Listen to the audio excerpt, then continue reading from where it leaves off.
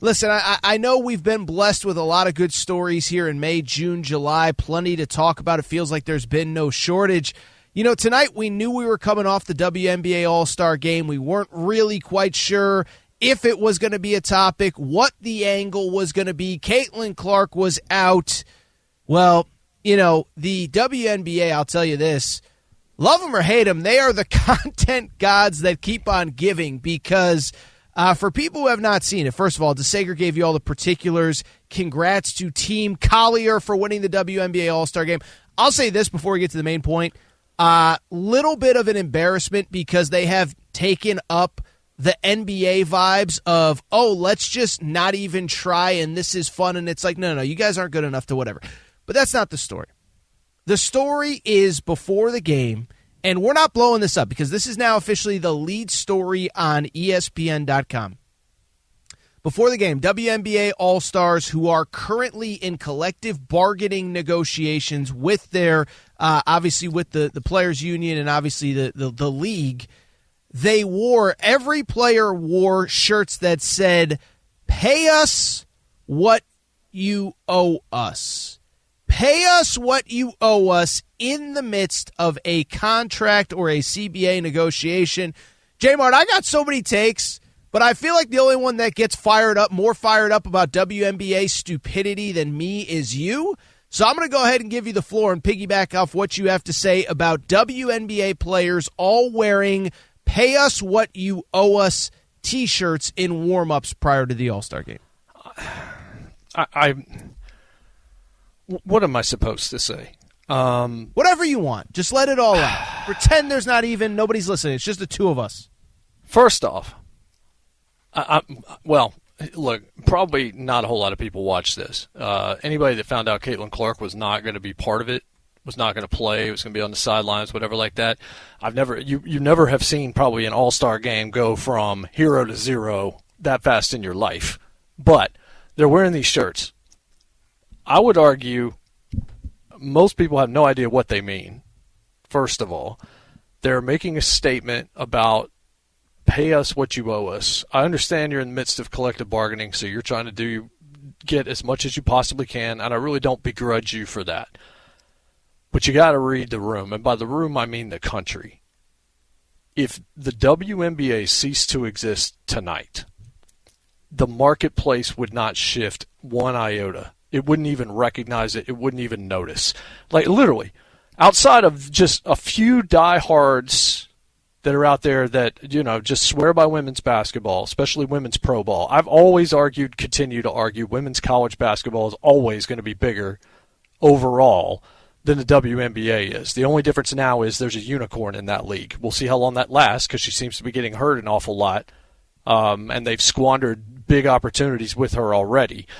But if it went away, would anyone really even notice? Like, would you really, 4 months from now, say, man, who won the WNBA championship? I missed that somewhere.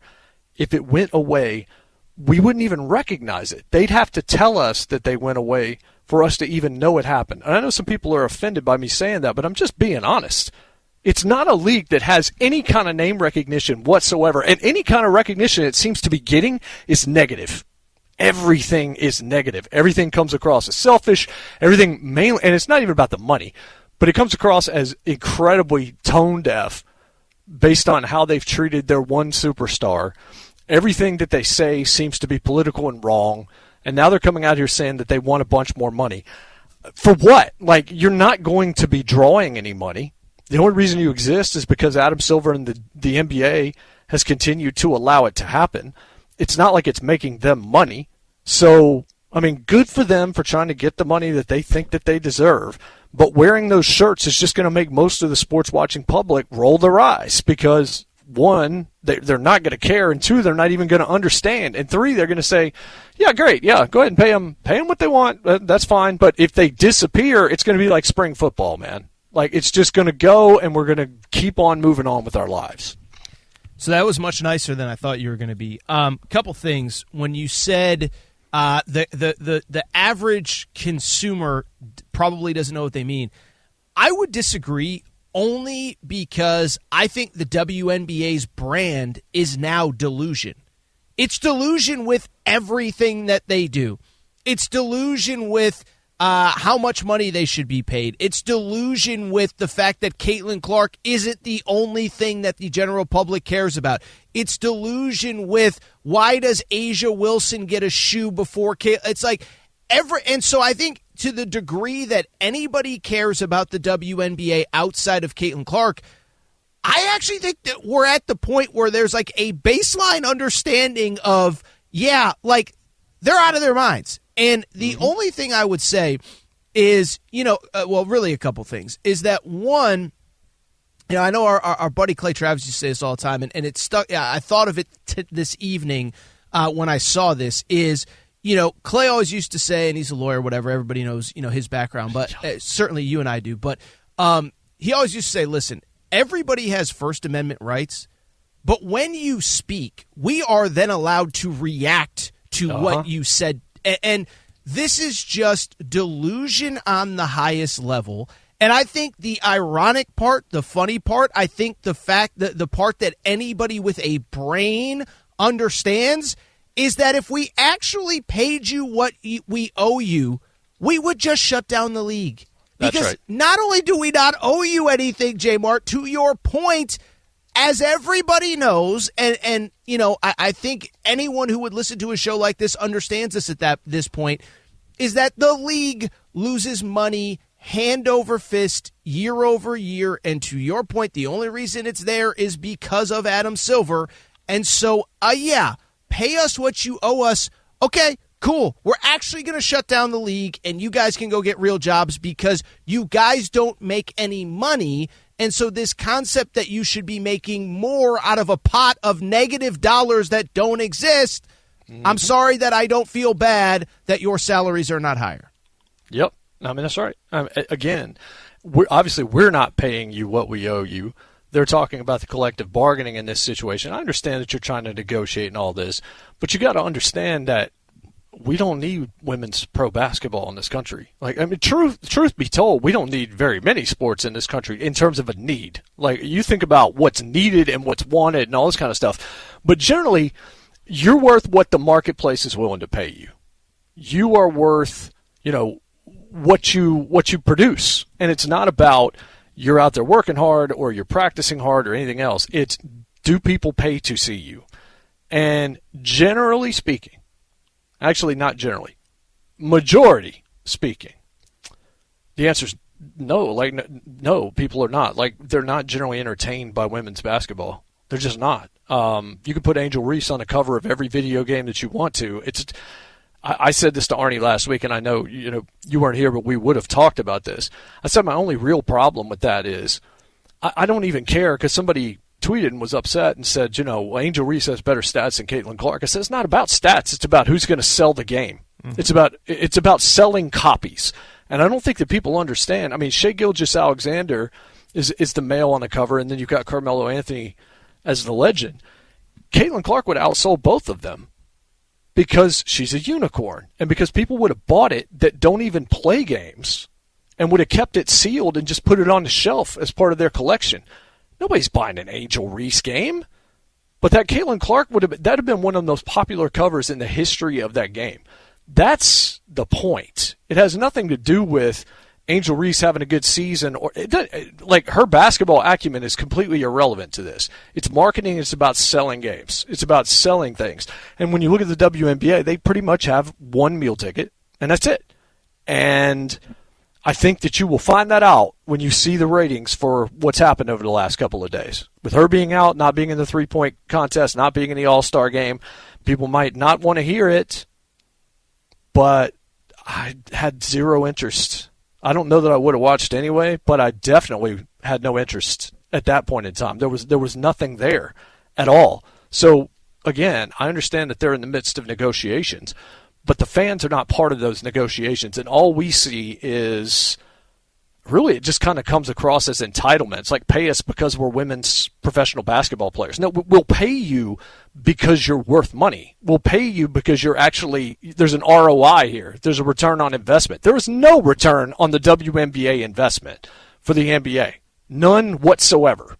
With all due respect to the talented women that have played in that game, It's just not a product that people are going to go out of their way or cross their own street to actually go see. It's just not. Like, there was talk about a WNBA team. I saw this. Some people wanted to bring a WNBA team to Nashville, where I do the show. Sophie Cunningham did. I know that. And I was just like, what? Like, for what reason? Like, there's no there, guys. It's not a thing. Like, it's a manufactured dude. It's like Pedro Pascal being the greatest actor alive because he's in 3 films this summer. You can't turn around and not see him in some movie. That doesn't mean that he's a draw. It doesn't mean that he's actually drawing money because he's Pedro Pascal. He's not. Watch what Fantastic Four does. You will see. He's never actually really drawn money as a top-line actor. It's the same deal with the WNBA. You can continue to try and force-feed it and tell us that it's worth all this and it's special and you can write all the articles and spill all the virtual ink that you want to on this league. Just understand nobody's buying it. Like, we can see through it because you tell me, Aaron, outside of Caitlin Clark, how many discussions have you had about the WNBA with anybody on earth since that league started? 0. I actually think 0. There's a metaphor here in the I don't remember if you and I talked about it, but the Jeopardy. Did you see the Jeopardy question about Paige Beckers? Mary Mac, see if we have the sound of, like, just look it up, Paige Beckers, Caitlin Clark. So there was a Jeopardy question about maybe 10 days or so ago, and the question was basically like, this, women's basketball superstar had a busy spring. She led UConn to a national championship and then was the number 1 pick in the WNBA draft. And guy chimes in right away, Caitlin Clark. No, I'm sorry. And I bring it up because then they went to the other 2 and nobody had an answer. And so I only bring it up because those were 3 pretty intelligent people who probably have no investment in sports, and it was like the whole it was like, oh, there's a women's basketball question. I know Caitlin Clark. Oh, it's not Caitlin Clark. I actually have no idea who else this answer could possibly be, Yeah, well, listen, Shane Gillis told the joke on Wednesday. He told the joke. But it was true, yeah. Yeah, when he just randomly picked that person in the crowd and people started applauding, he's like, yeah, no, that's not her at all. I knew you guys didn't know any WNBA players. And then he was just like, man, it's crazy that you guys laughed at that. And I was just like, that right there is the epitome of all of it. Yeah, oh my goodness, this person from the WNBA that we couldn't pick out of a lineup of 1, if she was the only person left on the planet, we've got to applaud for her. That was gold. Because it was just complete accuracy. Like, I hate it for them, but your word is right. They are delusional. They are living in a dream world. This is not reality. It just isn't. Like, whatever this very, very small niche of people is out there that is consuming the WNBA product en masse, I bet you there are less than 5% of people in this country that could name you 3 WNBA players right now. I'll tell you what. Let's hear what what the Jeopardy panel, their thoughts are on women's basketball. Kick. That's it. Sporty Stuff 800. This UConn star had an intense spring in 2025, playing on her first national championship team and being picked first in the WNBA draft. Rahul. Who is Caitlin Clark? No. Scott or Sarah? That's Paige Beckers. Back to you. Kick. There you go. Like, I would have gotten that right, but I do this for a living. Yes. Like, we talk about this. Of course, you went to UConn, but that tells you, like, Caitlin Clark, who was not in the draft this year, fun fact. She's the only, was it? She's the only one. Oh, yeah. Well, just the person saying Caitlin Clark's like, yeah, that was last year, but that tells you all you need to know. Do you know who Asia Wilson is? Mm-hmm. Do you know who Angel Reese is? Maybe just because of her proximity to Caitlin Clark. Dude, there's just not a whole lot of Ryan Clarks out there consuming WNBA product. There's just not. Really quick, guys, do we have the Shane Gillis joke? All right, let's we'll effort that. The last thing I'll say, we'll get to some Shane Gillis, and we'll end on a little bit of a lighter note. Is the one thing that I will say is, I do like that. I do like what we're at a place where it feels like everybody now is okay just acknowledging that this league and its stars, not every single one, but you get the point, that everybody is delusional. I think last year when the Caitlin Clark stuff happened, everybody was kind of towing around it and what can we say, and we know what the truth is, but nobody really knows. I feel like the vast majority of people that saw that, the T-shirts tonight, Jason, were just like, yeah, listen. And listen, I think this is coming off, maybe it is, maybe it isn't. This isn't coming off like no one's anti-women's sports. Like nobody doesn't want women's sports to exist. That's not what we're doing here. But what we are saying is, to the point that I made earlier, when you put out an opinion or you try to kind of silently protest publicly, we're allowed to call you stupid if the protest is stupid. And and I do feel like we are now at a point where the vast majority of like sports fans that kind of understand the basic economics of sports kind of understand where we're at, you know? Yeah, it's like, I mean, my biggest problem, again, is like what you're negotiating for behind closed doors, more power to you. You should. Like, you should always, you can't begrudge somebody for doing that. I understand why they're trying to maximize their money.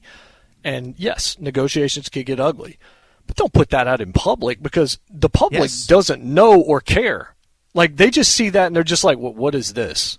And then, you look at Collier saying what they came back with was nowhere near what we asked for, so we wanted to show this or whatever. And I think, what was it, Asia Wilson said, we mean business and we're going to demand everything. We're going to keep going until we get what's right. And their presence and what they were doing, that's what that was. It's like, just understand that no one watching understood any of that. So, like, who were you trying to win over there? Like, maybe The View will do a topic on it on Monday.